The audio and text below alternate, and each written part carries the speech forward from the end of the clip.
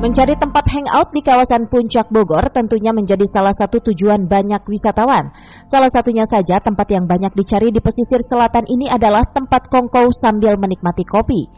Kolecer Garden Cafe yang berada di Desa Pasir Angin, Kecamatan Megamendung, Kabupaten Bogor, mungkin bisa menjadi alternatif bagi para wisatawan.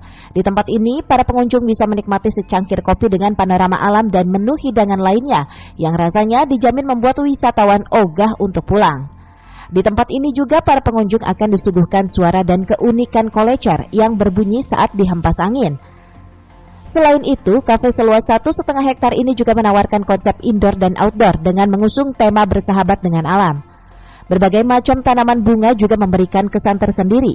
Selain itu, taman kelinci, arena berkuda, dan wahana yang menguji adrenalin juga menjadi andalan wisata di kafe ini. Tak hanya itu, Kolecer Garden Cafe pun memiliki desain yang instagramable yang cocok untuk keluarga yang senang bersuah foto.